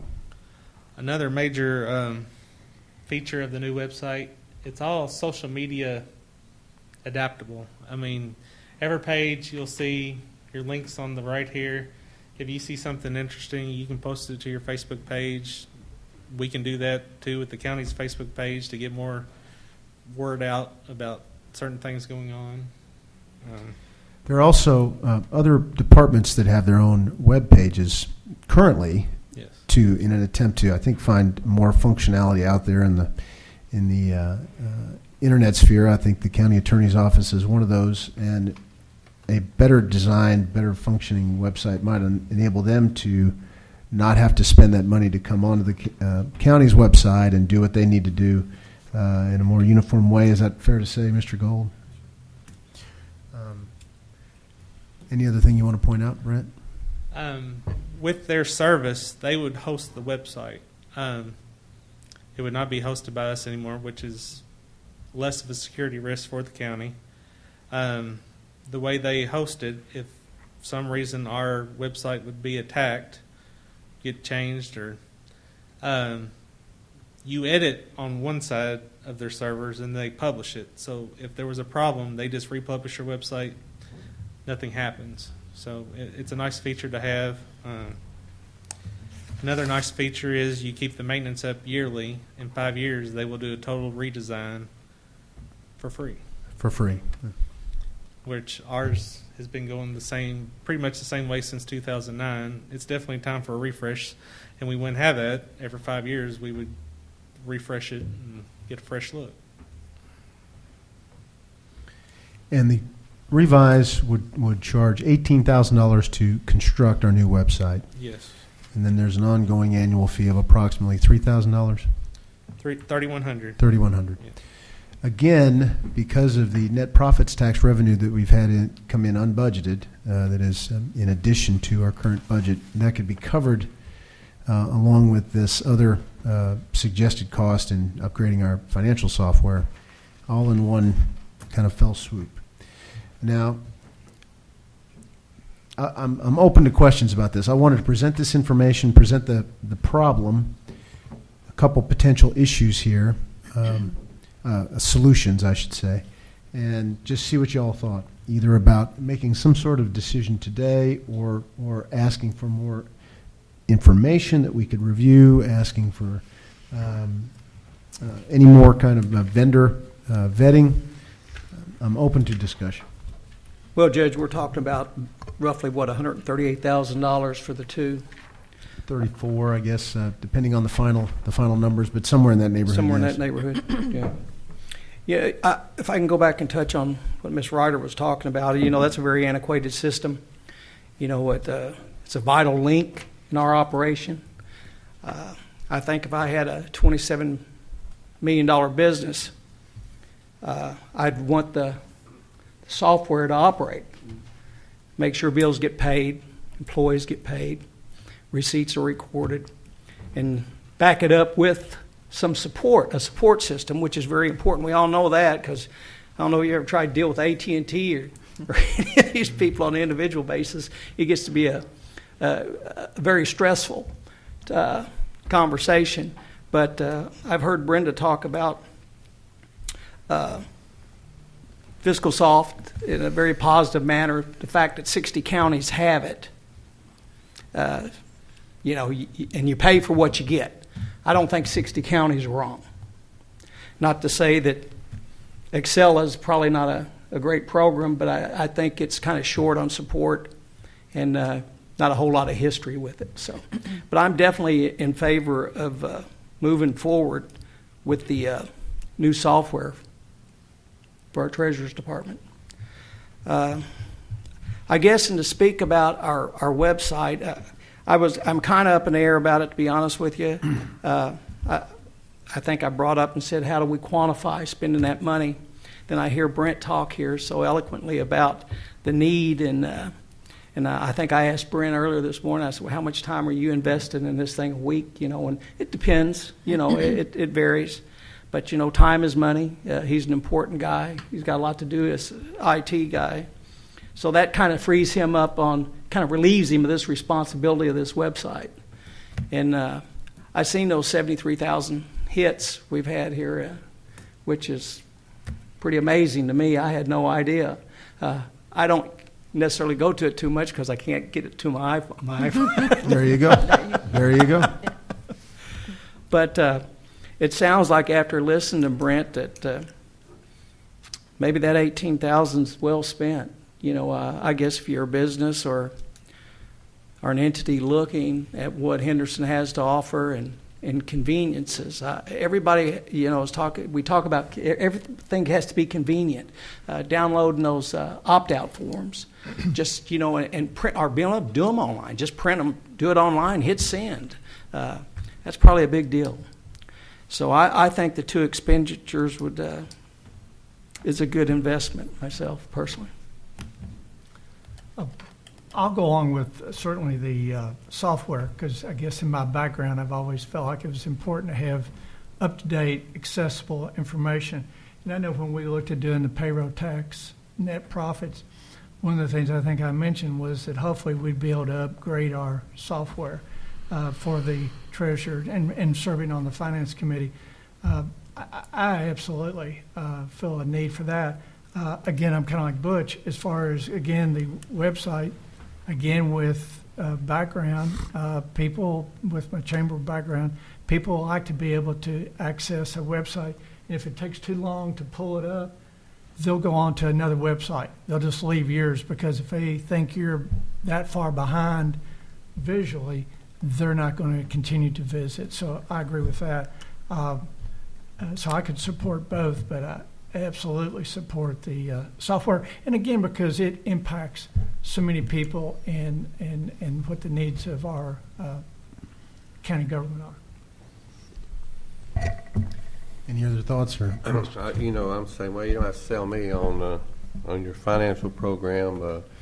Even our auditors last time, or a couple of years ago, said we need a new software program on our finances. So I'd say whatever you prefer, Brenda. You'll have to work with it, and it'll be fine with me. Judge, I'll go ahead and offer a motion just to go ahead and get it on the table and see where we're at on this.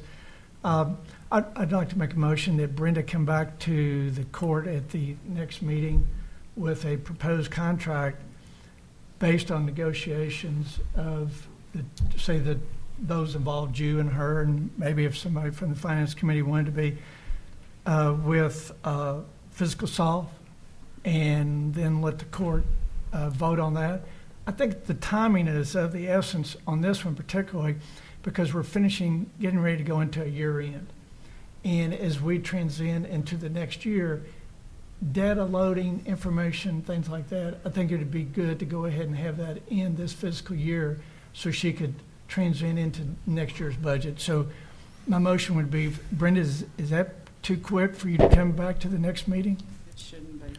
Okay, well, that's way my motion. And that we use the funding, the net profits fund for that. And I'm doing this in separate motions, if that's all right. Yeah. Okay, so we'll do that. Second. So we have a motion and a second. So let me just clarify, your motion is to ask Brendan to come back with a proposal, a more specific proposal on Fiscal Soft at the next fiscal court meeting, and we will spend the interim here working on negotiating with Fiscal Soft on a final price, and that the revenue from the net profits tax be used to cover this expense. That is correct. Okay. We have a motion, and Butch, is that the motion that you seconded? Second, does that clarify your motion? Right. I mean, your second? Correct. Any other thoughts or questions about that? And you're going to make another motion here in a second on the website. Am I understand? Okay. So we have a motion and a second. No other questions. Madam Clerk, please take a vote on that. Magistrate Wilkerson. Aye. Magistrate Todd. Aye. Magistrate Alexander. Aye. Magistrate Warren. Aye. And Magistrate Putnam. Aye. Do you have a second motion? Okay, I'd like to entertain a motion to go ahead and pursue a contract with, is it Revise? Am I pronouncing that correct? With Henderson. Is 2 weeks too quick for you, or? I mean, this is the contract. Okay. That you have in front of you. Have you explored others, or? We've looked at some others. I haven't really got prices, but I'd like to see some other pricing, if we could, on some other, not saying that this ain't the best, but just one price, one contract. We can do that. Yeah, I think that's fair. Yeah, well, I'll go ahead and get the motion out, and then if it dies for not having a second. So the motion would be that you'd be back in 2 weeks with a contract with this company, and then we'll just see if it passes. Well, would you, can I ask you to amend your motion Yeah, maybe to amend. ask to come back in 2 weeks with both the revised proposal as well as a couple others, and Oh, we sure. can make a decision at that time and ask Brent for his opinion on all the Oh, folks. no, I always will take more. I just didn't know if you really had others that you would want to propose, or are they just going to be fillers? We've looked at some others, but I don't have pricing. Okay. Yeah, sure, I'll amend it. So we have amended motion. Can I get a second? Second. So we have a motion and a second. Any other questions about this? Brent's going to provide us a couple other quotes for both perspective and, potential more information. And we can change our I mind at guess the for time. clarification, it's this is just a motion to proceed further with in getting Further investigation. more. Yeah, Right. to proceed with getting The potential is at the next meeting we could approve it, or we could other ask for even vendors. more information. Yeah. Right. Yeah. Okay, we have a motion and a second. Any other questions about that? Appreciate your patience. Let's take a vote, please. Magistrate Wilkerson. Aye. Magistrate Todd. Aye. Magistrate Alexander. Aye. Magistrate Warren. Aye. And Magistrate Putnam. Aye. Yes, Brenda. I have one more question. Given the time frame, and we're close to June 30th, do you want to consider amending in 140,000? You actually, to this date, have $140,196.03 in the net profits account. Since we have an open amendment, do you want to consider amending that with the amendment that we just passed? I think we should. We have to amend this revenue in eventually. This is unbudgeted revenue, the net profits tax revenue. We can amend it in right now. We'll probably have more before the end of the year. In our last meeting of June, we'll probably have to amend in a little bit more. It doesn't matter to me whether we do it now or we wait till the end. If we spend the money on Fiscal Soft and a new website, we should amend in the revenue at that time, or we can do it right now. We talked about possibly waiting just so we wouldn't have to amend it in twice. Would the cost come in before our next budget, I guess? Well, I think I'd like to take care of this fiscal year if we can. Okay. Yeah, and we were maybe anticipating Budget. 2 more deposits. That would be 2 more for occupational tax and net profits combined. I can't really answer to how much net profits because the Right. deadline date has not passed yet. That's still open. Waiting one more meeting does not hurt us at all. Yeah, Yeah, that's kind of what I'm thinking. Yeah. Okay. Fine. Thank you. Thank you, Brenda and Brent, for your perspective there and information. Very much. Mr. Gold, County Attorney's Report. Thank you, Judge. We have several checks today. The first, a health, dental, life insurance check in the amount of $7,575.24. A second in the amount of $233.04 in AFLAC reimbursement for $25.20. Interest in the amount of $6.16 and $18.50 for a total to the county today of $7,858.14, bringing the total for the fiscal year so far to $114,569.28. And Aaron tells me that he's not held $7,858.14 before, and he was pretty excited about the idea of doing that. I'm glad he actually turned it over to me right there. Can I asked get a him if he was motion gonna to run off. accept those? So moved. Good job. Second. We have a motion and a second. Any other questions? Please call for a vote. Magistrate Wilkerson. Aye. Magistrate Todd. Aye. Magistrate Alexander. Aye. Magistrate Warren. Aye. And Magistrate Putnam. Aye. Thank you. Thank you, Aaron. Would anybody from the audience like to come forward and say anything for the good of the county? Any thoughts, especially on horseshoe bend dumping, if you'd like to add to that conversation at all? I know we've talked about it a lot, but feel free to come up if you'd like to. Please state your name. Good morning. I guess it's still morning. Good morning. Well, you guys got those nice soft seats up there, but you might as well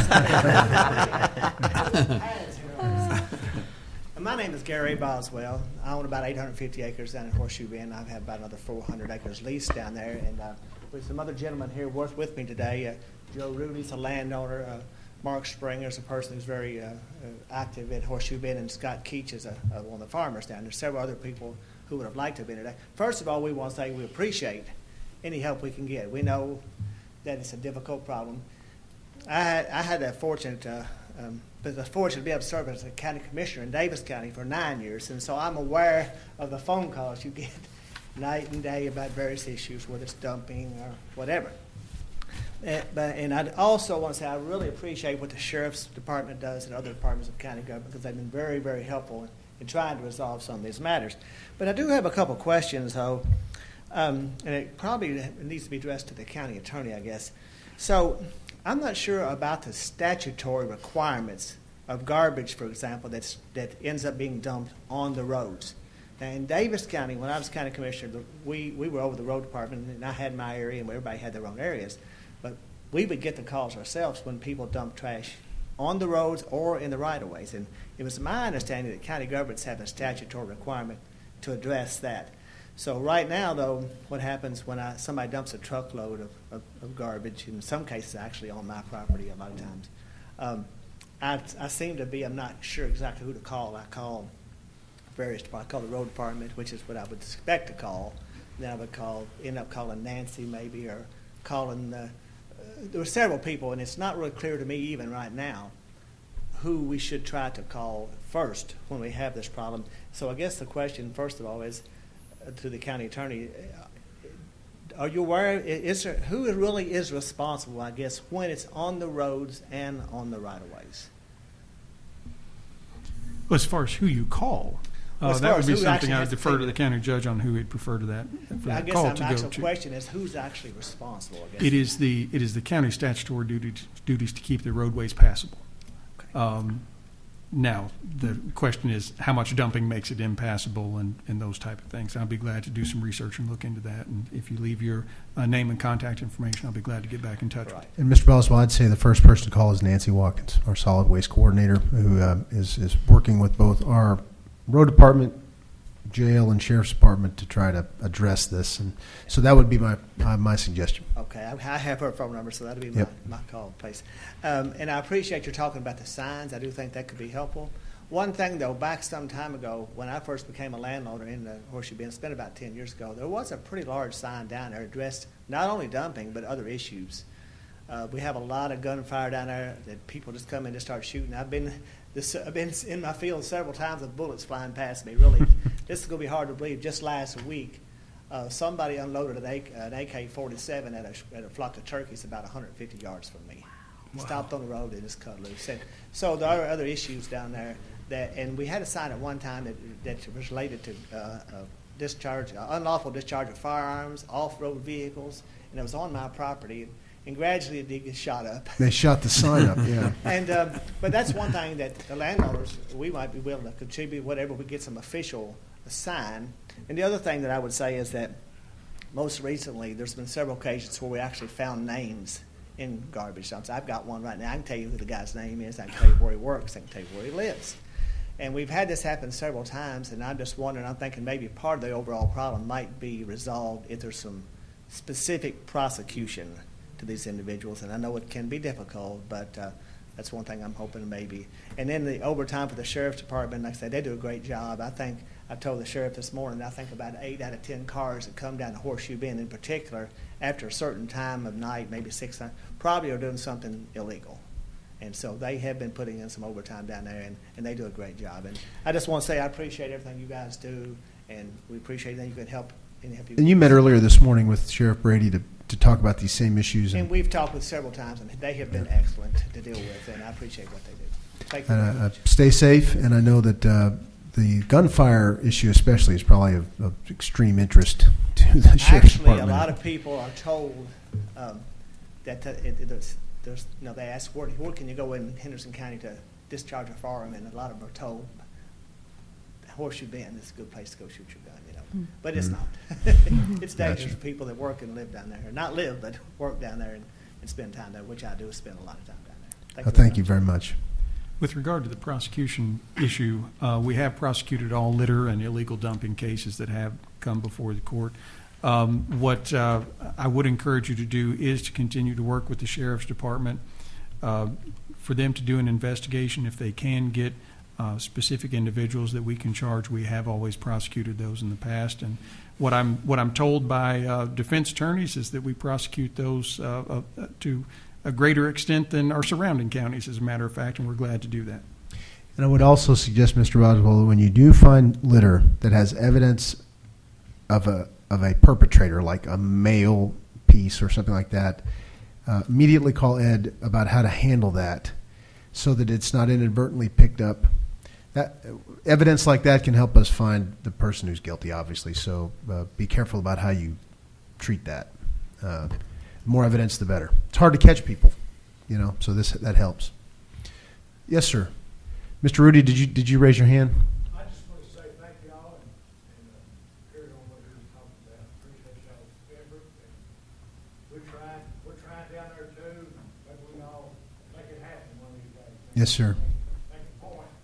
Maybe it might stick, to these rest of the people that are not allowed down there. They're not welcome to do what they do. Gotcha. Thank you all. Thank you, Mr. I know Brady. this has been a long meeting. I'll try not to make it longer. We've worked about 42 hours of overtime down in the Horseshoe Bend area and Scuffletown Bottoms in the past 2 weeks. As y'all know, because of and y'all been very supportive of the Sheriff's Office every year. We appreciate that. But because the county found itself in a bad financial situation last year, I held 3 positions open in my department trying to help the county catch back up. And that's created a situation we have to pay more overtime because we have fewer deputies. Talked to the judge about a week ago and said we're going to have to put more money. Bruce, I heard you ask a while ago, was that extra money? We're taking money out of salaries and putting it in overtime specifically for river bottom patrol. Every spring and every fall for the last 10 years, we've tried to get down there with our military equipment, especially because it's rugged territory down there, and give them some help. I would also suggest if you see them down there, call 911 if they're actually there so we can dispatch a deputy. If you find something after the fact, if you'll call Nancy, that'd be helpful. But always call 911, and we'll try to get down there right then if something's going on. We are putting in the overtime. We're trying. It's a lot of ground to cover, and we'll keep working with our farmers. The agribusiness in this county is a big business, and we've got to try to help them be productive and get their job done. So we're going to work with them. We're continue what we're going to do. Thank you, Ed. Anybody else like to speak for the good of the county? Magistrate Putman. Yeah, thank you, Judge. Aaron, congratulations. I assume you took all this in today and enjoyed every minute of it, right? We know about keeping the community safe and clean, for sure. But I know your parents are very proud of you, and to be honored and selected out of the whole school as a judge's scholar is just phenomenal in itself. So I know you're a sharp young man, and just continue down that road and continue doing what you're doing, and I think you're going to be all right. And, Judge, everything's good in the fourth. Thank you. Thank you. Magistrate Warren. Aaron, I look forward to going to lunch with you. I've got one phrase. I try to come up with one anytime there's a student here, and it says, teamwork makes the dream work. So if, just like here, we've tried to work together as a team on various issues. As you go through school, you may be involved in academics, maybe sports, maybe whatever, but it'll be a team effort.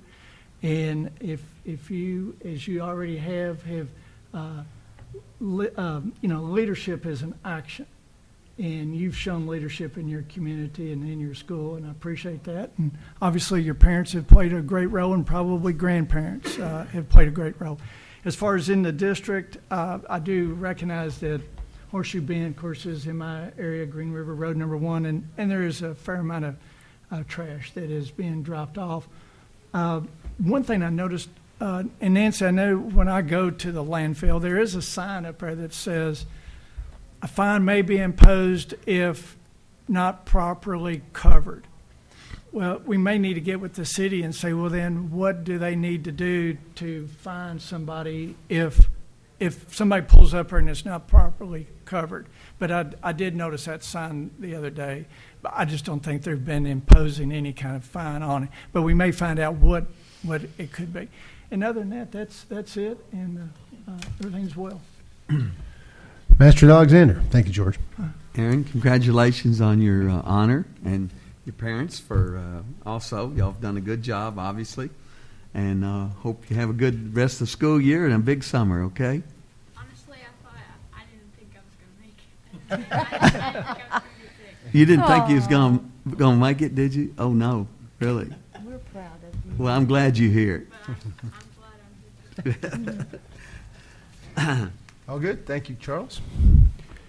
Master Wilkerson.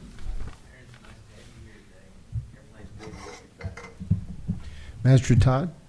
Congratulations, Aaron. I know your parents are proud of you, of course, proud of you, and like I said, one out of a whole school is a great honor to be picked. And I see you eyeing that tablet here, so you might be in the market of buying a tablet, I think, with you. But everything's good in the county. Thank you, Mr. Gold. I'm sorry. Thank you, Judge. So this is the truth. I sit next to a whole lot of young people here all the time, and every once in a while we get some that are actually engaged in the meeting and care what's going on and want to listen, which is great. And it always is refreshing when that happens. And Aaron has been incredibly engaged and involved. He's asked me a lot of really good questions. And we've had some good talks about the size of the county budget, the operations. He's even mentioned that he wanted to be a lawyer when he grows up. Trying to talk him into medical school.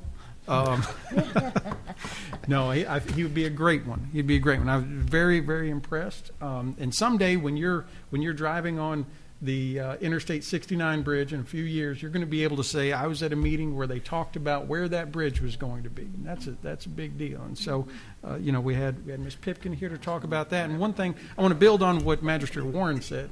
He talked about teamwork. So much of what you heard today were from all these different groups and agencies talking about what they do to make our county better. And I was listening. I never heard this throughout the whole meeting. We didn't hear I very much. I did this. I'm going to do that. It was all we. And that's what really makes Henderson County work, is that there really is a good team and all moving together and doing a lot of good things. Now, I'm going to brag on another member of our team. Yesterday, I was in Frankfort at the Kentucky Association of Counties headquarters, and they had a meeting there talking about all kinds of pension problems. And there's big pension problems in Kentucky. And I got to see the president of the Kentucky Association of Counties, Magistrate Todd, here run a meeting, and there was the head of the different associations. We had county clerks, circuit clerks, magistrates. There are all these people that are used to being really important people. And so sometimes the meeting would get a little out of control, and there was Mr. Todd. He'd bang that gavel down and bring everybody back to order. It was really, really impressive seeing him at work. So he appreciate what he does too. He's doesn't talk about that a lot, and we don't see locally a whole lot of what he does out in the state all the time. But he does a lot of good things for us. So I know you're part of a team right now at your school, and you're going to be part of a team when you grow up, and I'm really excited to see all the great things you're going to do. So congratulations. Thank you, Mr. Gold, and congratulations, Aaron. I concur. He was very attentive back here. It was a very interesting meeting, actually. A lot covered. It's long, but these are all important issues. You probably heard more about litter than you've ever heard in one sitting in your life, but it is an issue here, and I agree with Mr. Gold. I think you'll look back and remember some of these issues, because great things will come out of our deliberation of these issues over the last year and at this meeting. So congratulations again. You're going to go to lunch with Magistrate Warren.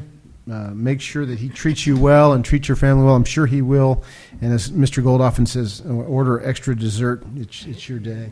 I appreciate that. And thank you very much for coming today. I appreciate taking the time to really talk about these technology updates. This is important. In the past, I know because of budget constraints, you had to wait on some of these things. but they're important, and we're in a position now to take care of it. This deferred maintenance, is eventually got to catch up and do it. And I appreciate you having the discussion today. And please schedule time to be at our workshop on Monday for the department heads that are listening in. We appreciate you being there and being ready to talk about our budget. I think it is going to be a very good process, a much more positive process this year. So I look forward to that. And with that, I wish everybody a happy Derby week, and I will entertain a motion to adjourn. So moved. Motion is second. All those in favor can leave.